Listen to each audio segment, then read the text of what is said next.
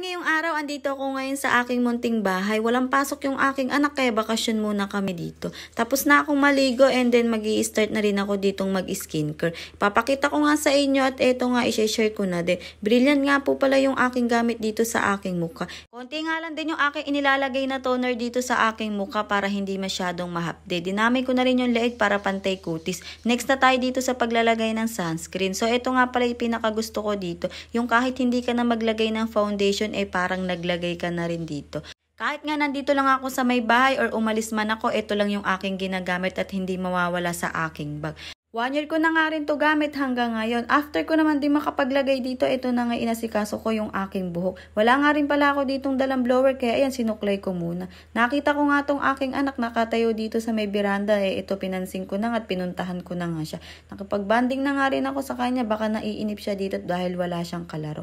So after naman yan, ito kinuha ko na nga rin dito yung aking kutsyon. So bali ilalagay ko na nga din pala dito yan sa aming kwarto. Dito nga kami matutulog ngayon ng aking anak.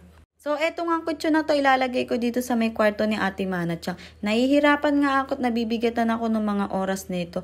Paano ba naman kasi ako nga lang mag-isa? So, ayan, after naman nito, ayan, nailagay ko na nga rin dito sa may bed namin.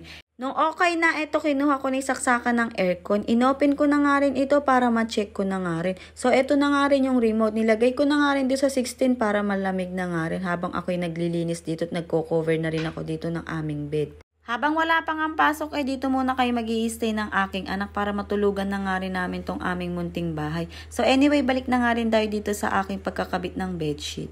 Kulay green nga lang din inilagay ko dito para bumagay sa aming kortina. Pumunta na nga ako dito sa aking kwarto para kunin yung aming unan. Dito ko nga din kasi itinambak nung nakaraan, kaya ayan, kukunin ko na nga din. So ipupunta ko na nga rin dito sa may kwarto ni Ate Manatchang at eto nga, lalagyan ko na nga rin ng cover.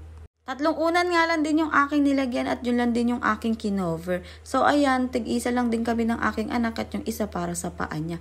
Pagkatapos ko nga din namang malagyan, ayan, inarrange ko na nga lang din dito. So ayan, dumating din pala dito yung aking anak at ayan nga, naglalambing siya. Nakita ko nga dito yung aming Christmas decor. So bali, eto ilalagay ko na nga lang din dito. So bali, napag-decision ko na, dito ko na nga lang din ilagay sa may pintuan para every time na nagbubukas ako, nakikita ko kaagad. Merry Christmas and Happy New Year, i-advance ko na, char. So bali, after naman, ayan, kumuha na rin ako dito ng gunting and then yung tape. So ayan, nilagay ko na nga lang din pala dito sa mga magkakabilang gilid.